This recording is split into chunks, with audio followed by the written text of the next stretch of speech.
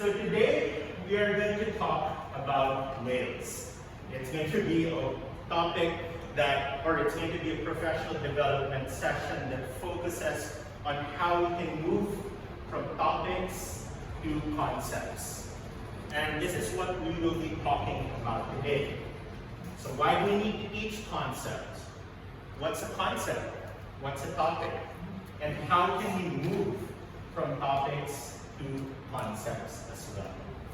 Now, before we dive into the session, and so as we talk about concepts, we go back, or I love to go back to this question. Are we learning enough about whales? What is it about whales, Mr. Alfonso, that you keep on sharing about? What is it? Why are they so interesting to you? Well, as we learn about whales, which will be the metaphor of this PB, we'll be moving away from whales and thinking bigger ideas. A representation of the whale as a bigger idea, as a part or a function of a system that's something bigger and something that will lead our students to deeper understanding. So I have here a video, and I'd like you to take a moment to watch this video. And then after we watch this video, I'm going to ask you once again to share in your own table groups your own thoughts about this video and how it could relate to concept-based learning. Or you can also take it further. What were your struggles as a student when you were learning, and how can we change that now that we are in the PYP program? Interesting video. So, what was your whale moment when you were learning? So, have a chat again with the people in your group. So, what was your whale moment? The whale moment represents what are the useless bits of information that you picked up? The whole parody of that news article or that video was all about what were some of the useless things that you learned? Like, what were some of the topics that they force you to learn in your school, and now you don't know what you're going to use it for? I remember when I was a kid, we had to learn geometry, proving the different angles, and how you could prove whether side, angle, side theorem makes sense to this other angle. So that was my whale moment. Like, what will I use this information for? So in your table group, what was your whale moment? What was that useless topic in your schooling that you still remember but has no use? Any brave soul would like to share what their whale moment was? I remember I heard from Ms. Zara's table that they were talking about, like for her whale moment was calculus. I'm really bad in numbers, and that's my lowest grade. That's why why do I need to learn this? But the rest of what I'm speaking about my group, since it's a whale moment, we do not remember it because it's useless. So that's it. Do you feel that you let that what Ms. Zara said, that because it is useless information, do you also share that same sentiment that we don't remember it at all? Or it's so useless that it still sticks with you and you still wonder, why did I learn this? Why did we learn this? So much the same way that we're trying to have our students move away from topics, we have to start teaching them the big ideas or the concepts behind it. And we want our students at the end of this whole program, or even at the end of the unit, to not have that whale moment. We want them to come away with that idea that, what was the big idea that I learned here? Maybe I learned about conflict or conflict resolution. I learned about sharing resources, or I learned about how to manage resources or manage my emotions. Or maybe their real moment now is instead of learning about the layers of the earth, they now understand that there are structures in different systems, or in different societies, or in different places all around the world that provides them with that idea that there is that structure, or there is those big pyramids. So, as a table group, write down ideas of what concept-driven learning looks like.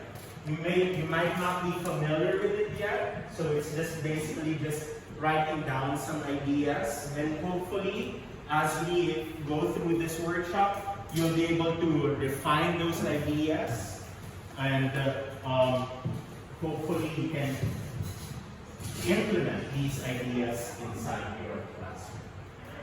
In just each table group, just share one big idea of what concept-driven learning looks like. Let's start with Mr. Dennis group. What does it look like? Just one word or a phrase. Oh yeah. So we just want to share this group like a diagram. So we thought that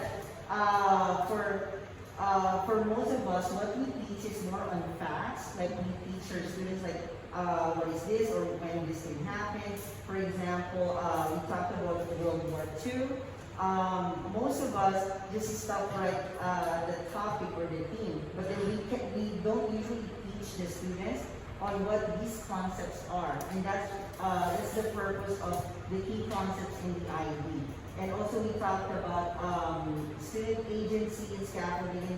These are the strategies that we must teach our children so they can apply their knowledge or what they know to real life situations. Thank you, Mr. Glenn. How about this group? A word, a phrase? Basically, we're saying that concepts help us, or helps the kid to see that broadness and that transdisciplinary connection. For example, in systems, you have those systems that is the digestive and respiratory, but in this she also has various systems of organization and everything.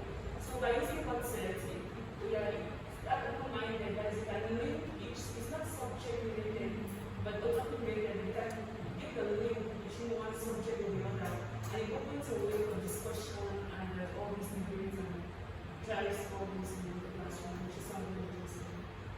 Thank you so much. This table group?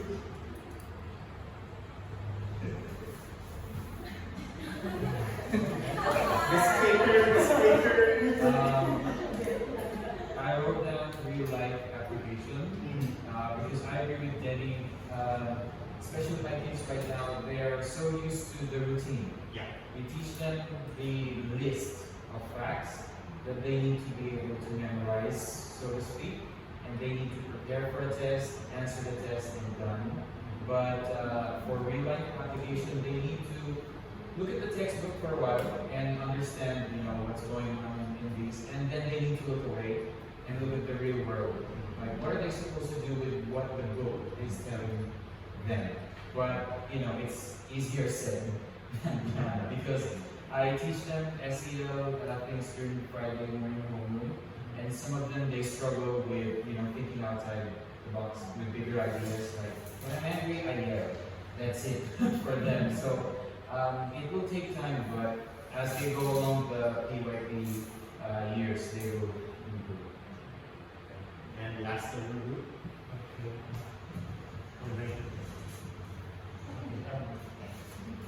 Let's not follow as a group back. We did say a lot of things. What does it say? Well, higher looks, it's different with obviously different subject groups and different developmental stages of children, but higher order thinking, working towards developing that comes from the concept-driven learning. Okay, thank you everybody for sharing. So, in order for us to be able to have this kind of concept-driven learning, it's important that we look at our written curriculum. And so in our PYP and in our MYP, we have that written curriculum. It's our scope and sequence documents. It's the METS curriculum. It's the New Zealand curriculum that we're using also. And in that written curriculum, it will tell us the different things that we hope our students want to achieve, to do, to acquire as well. And so we have the knowledge of what we want our students to know, what we want students to understand, the things that our students, don't worry about taking a picture. I'll be uploading the PDF of this after. So this is all of the materials will be uploaded and shared as well, including the video. Skills also, what we want them to be able to do. And the last one, how do we want students to act? And it is in this written curriculum where most of us, based on what I've heard from in your table group discussions, there is still that focus of the knowledge first of what we want our students to know. And so we want our students to focus more on this, the concept of what we want our students to understand. So in order for our students to understand, we need to know first, what is a concept? We've been talking about it for the past 20 or so minutes. What is a concept? What does it look like? What does it sound like? What does it feel like in a PYP classroom? So a concept is basically a way for us to connect the ways of knowing and thinking across the subjects. It allows our students to engage with complex ideas and to transfer learning across disciplines. So even if you are a teacher at the preschool or in the middle school, concepts allow our students to connect the big ideas from across the different subjects. A while ago, I was listening to Ms. Anja's table group where she was talking about the systems and how systems can be found across all the different subject areas. We have systems for science with the human body system. We have systems in social studies where our societies are organized in that way. We have systems for music and language because of the way we organize musical notes and the way that language is organized, created in order for students to know the complexities of speaking and talking as well. And by knowing this, by knowing the concepts or the big ideas, our students will be able to transfer that learning in different contexts as well. Okay, so other ideas about concepts. So we've all gone to teacher education school and our professors have shared the concept. It's a big idea. It represents ideas that are broad, abstract, timeless, and universal. I like this one in yellow. Concepts add depth and rigor to student thinking to the traditional two-dimensional curriculum where it's just knowledge and facts. But with concepts, our learning becomes three-dimensional. They're seeing things outside of the traditional subject matter or subject-related information and using or seeing those patterns in different subject areas. It places no limits on the breadth or on the depth of learning and is therefore accessible to every student. Okay. So, quick quiz. I have here a couple of words, a lot of words actually. So is it a topic or a concept? This table group in front, no cheating,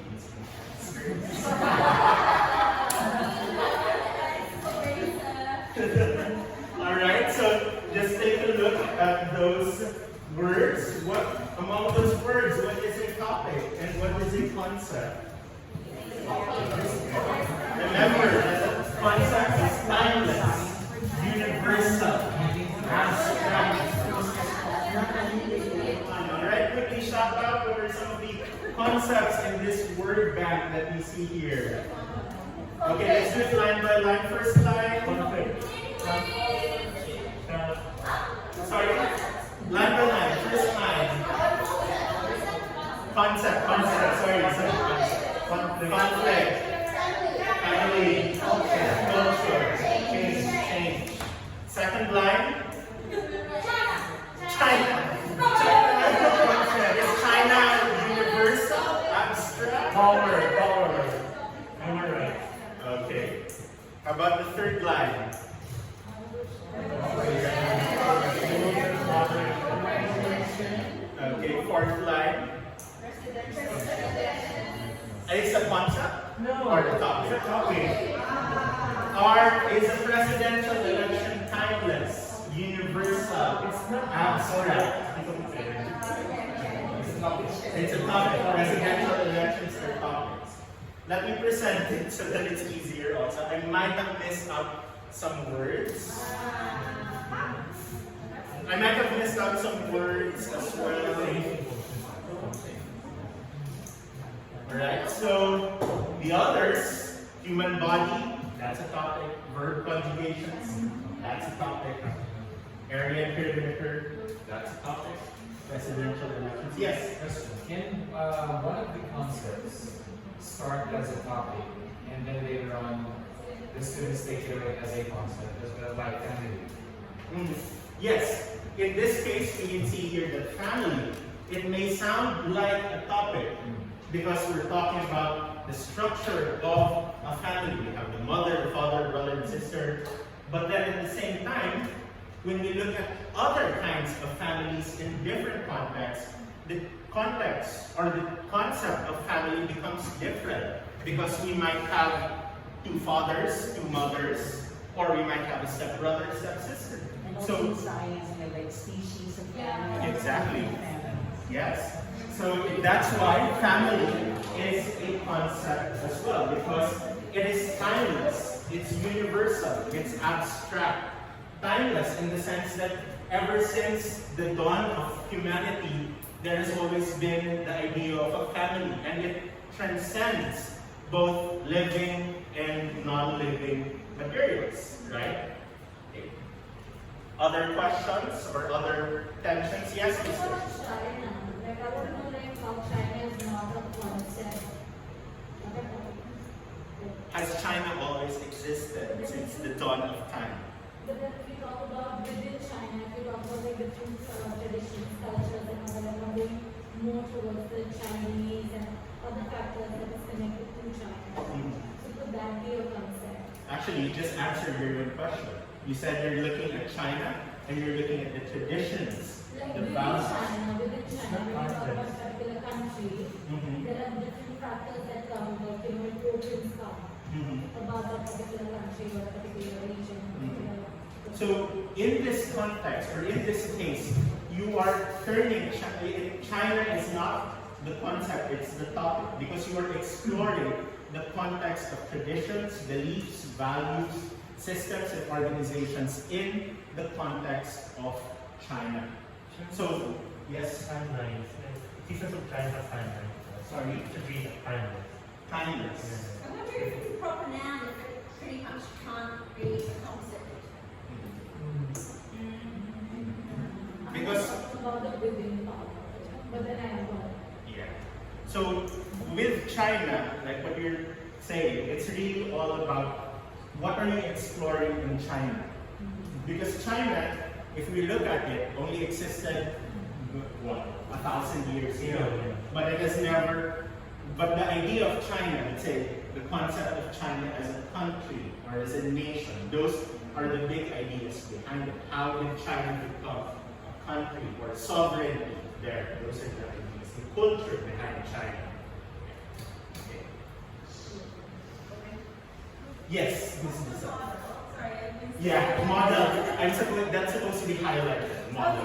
Yeah. Yeah. Model is supposed to be highlighted.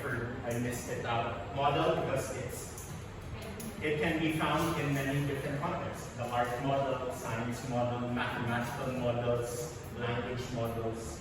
It's not particularly Yes, but if you look at the concept itself, like what does model look like in different contexts, across different subject areas, or different disciplines. So model in the art could be the human body form, or it could be model in musical model, the musical notes. In language, it's the way words and sentences are formed, or even how language is transformed across time. Most of the concepts are abstract. Most of the concepts are abstract. Thank you. So topic or facts versus concept. So in order for us to know or to explore it a little deeper, topics are very knowledge-based, content-driven, skills-related, supported by evidence, frequently topical, and encourages recall and comprehension. Whereas concepts are open-ended. They enable the exploration of big ideas, highlights opportunities to compare and contrast, promotes and transfers the familiar or less familiar situations, issues, ideas, or contexts, and encourages analysis and application. So we want our students, or we as teachers, we need to move from this to this. And that is why our units of inquiry enable our students to focus on those big ideas, to explore those big ideas in different contexts and the application of different skills as well. So just take a look at this. So favorite topic, dinosaurs. So we are learning about dinosaurs. We think we're a concept or a topic. I don't know. Are we universal in timeless? The dinosaurs died out millions of years ago, so they are not a concept, but a topic. Okay. So what does a conceptually rich curriculum believe in? Okay. So it moves beyond memorization.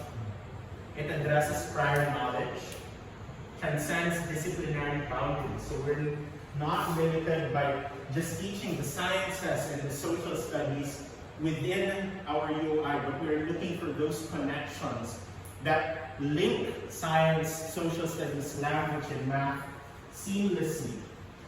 It allows for the critical thinking and transfer of knowledge as well. Questions so far?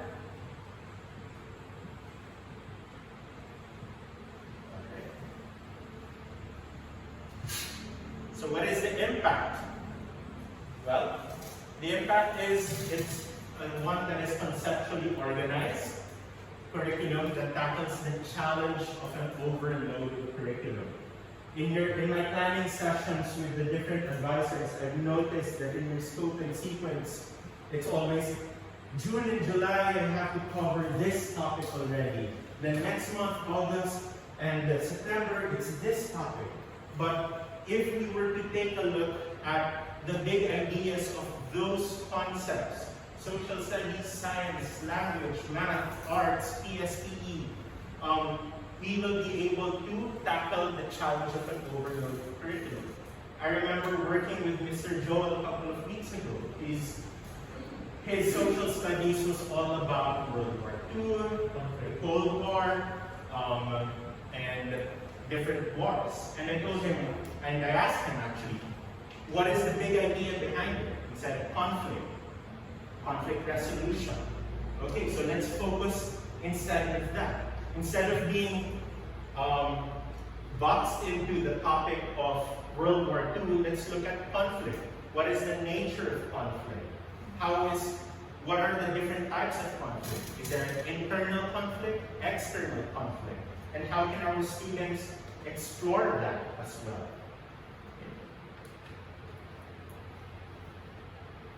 So what does it look like then? So with a concept-driven curriculum, we focus from developing the different facts to what we've come to term as an enduring understanding. And that enduring understanding becomes our central idea, or in the case of the MYP, the statement of inquiry. So if you take a look, the first level Chinese immigrants who came to Yokohama established a Chinatown. That is a fact. Let's take it down one more. Chinese immigrants in Japan established various forms of social organization. So we now have immigration and social organization. But it's still very topical. So let's take it down a step further.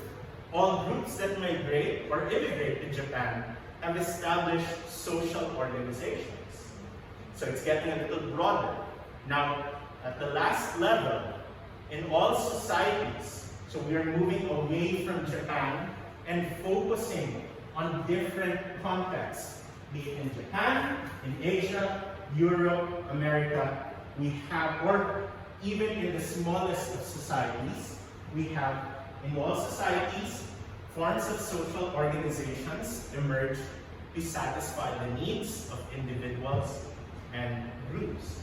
So from developing or from starting out in this, where it's very topical, where we will just rely on a couple of research articles or books, we want our students to move down, or in this table group, we want them to move up from facts to the concepts.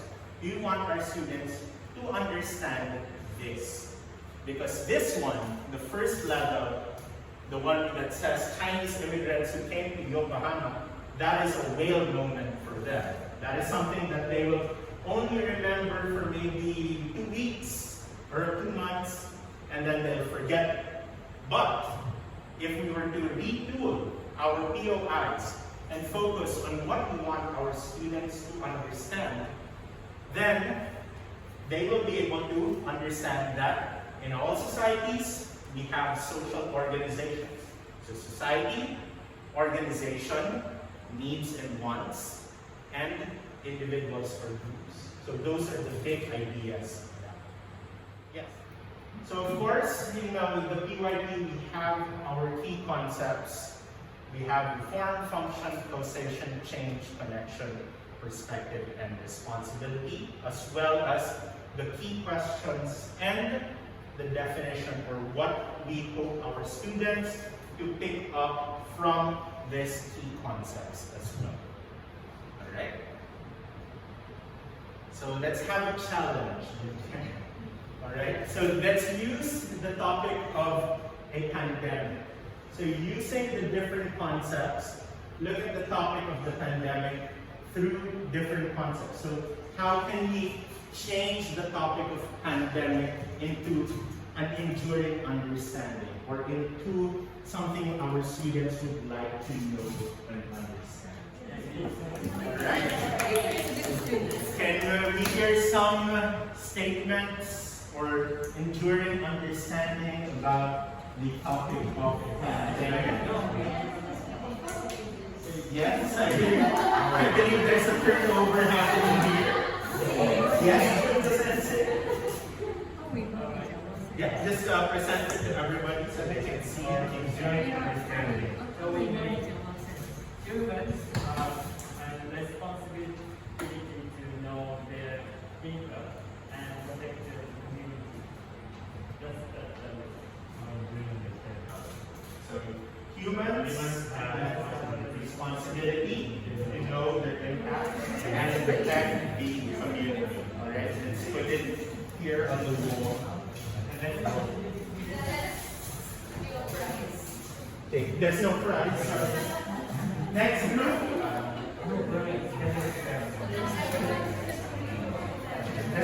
No modifying, no cheating. Papers up, pens up, pens up.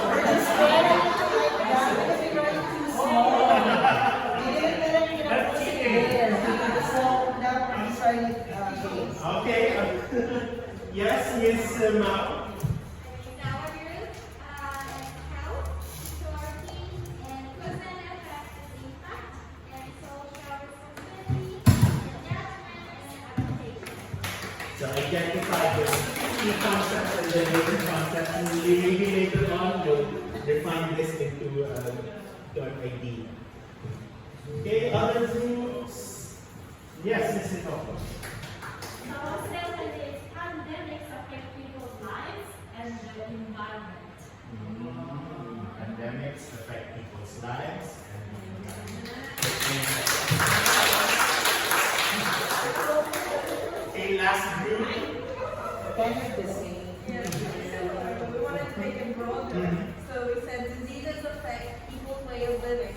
Either way in prevention or how you move around has changed. So we wanted to keep it simple.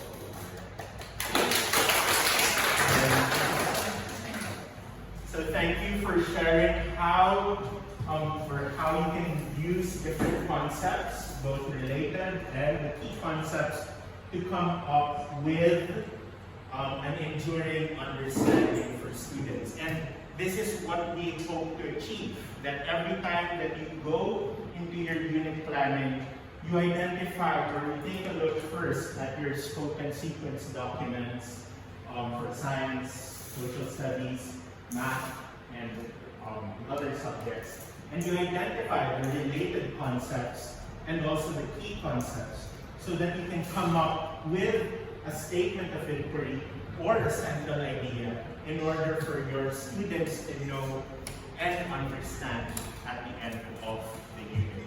I was having a chat with Lena a while ago that one of the challenges of the Kinder UI was that there was just a lot of things happening in your previous unit that that it ended up becoming an overloaded curriculum because you wanted to explore this idea, you wanted to explore this community, these different kinds of people. And I was telling her that's why it's important that you take a look again at the key concepts or the related concepts of that community. What is it that you want your students to explore? Is it roles and responsibility? Is it function? Is it resources in a community? Is it all of these other concepts as well? So that we can streamline it, make it better, or focus on just the essentials. So as we move towards the latter part of this workshop, come now to some things that will be helpful for teachers. So how might we evidence and model conceptual understanding and learning? So here are some strategies that the IB suggests for teachers. Well, for one, we have to stimulate critical thinking. And for us to stimulate critical thinking, we have to provide them with opportunities to build prior knowledge or to build onto their prior knowledge. Because our students, they have this prior knowledge already. They know just a little bit or just enough for them to have that sense of ownership with their learning. And we need to provide them with that opportunity to build it even more. A while ago, Esther was saying, organizations is such a big word for kinder students. But if we break down the concept of organization, what is it? What is the main idea of organization? It's groups, right? So students, our little ones, know the idea of why are there groups? Why do people form groups? Well, how are groups formed as well? And so when we provide our students to build prior knowledge, such as exposing them to different pictures, videos, or even inviting resource speakers, we stimulate that critical thinking, which invites students to investigate further and to ask open-ended questions that allow other students the opportunity to join into that inquiry and into that investigation. And as we stimulate their critical thinking, we are also expanding their thinking to help them generate further questions, to facilitate the co-construction, having them collaborate with other students, with their classmates, with the community, in order for them to know more about more inquiries. And once we've achieved that, you'll be able to connect, support, and transfer their learning through the application of knowledge and skills both prior, current, and developing, and the opportunity to reflect as well, and linking it all back together. Okay. And so we also have to take a look at those teaching strategies. So here are some teaching strategies that you can use. Sketch the concept on a blank piece of paper. Students create a sketch that visually represents their understanding of the central idea. Differentiation is already addressed here. When you have students who don't know or who don't have a good grasp of the language, or for the younger kids, if they're still unfamiliar with writing and reading, they can draw it as well. Concept maps. I've seen in some of your classrooms the use of concept maps to deconstruct or to deconstruct the central idea into ideas and words that are easier for them, thus addressing Esther's challenge of how do we get younger students to know or to become familiar with words such as organization, migration, immigration. So with concept maps, we give our students that opportunity to practice their language skills, to think of different words that are related to the concept as well. Okay. We have here the bus stop. Concepts being explored in the unit are presented on separate sheets. In groups, students can actually think about and record their ideas about the connection to the central idea using symbols and words. So it's like a gathering walk where students continue to add on to different words or drawings to further explore and expound those concepts being learned. And since we are focusing on since we are an inquiry-based program, provocations. Questions that allow students to keep on asking as you progress with the unit. So questions that encourage, or we provide them with a stimulus, an atmosphere wherein we have artifacts, pictures, or people coming in so that they can ask their questions, so that they can understand and know more about what you are focusing on. Okay? Alright. So I know that most of you have been seated for the past 1 hour and 25 minutes. So we're going to just do this mix, whisk, and whirl. So I want people to stand, I want everybody to stand up. Okay? And I will be flashing 3 questions. And I want you to move around the room. Don't talk to your fellow kinder teacher. Talk to a different person in a different group. Move around so that we can hear other perspectives. So I will present first the mixed question, and you will discuss that question for 2 minutes. And then after 2 minutes, I will present the whisk question. You'll look for a new person or a new partner. It could be a partner, it could be a trio, but please make sure it's a small group so that you can hear each other's thoughts and ideas. So thank you for working together as a community, as a learning community. I hope that the perspectives that you got from specialists, middle school, upper and lower primary were beneficial to help you in your development of your own units for your UI or for the MYP as well. So, are our students learning enough about race? So we go back to the question, are our students learning enough about race? And are our students in this school learning topics, or has this session helped us really think or reflect on what we want our students to understand now? Okay? So in a concept-based learning, we want our students to not focus on the ways, on the topics, or on the facts, but on the big ideas and the concepts. Because it is the concepts that we are teaching them and demonstrating and exhibiting to them that they will remember.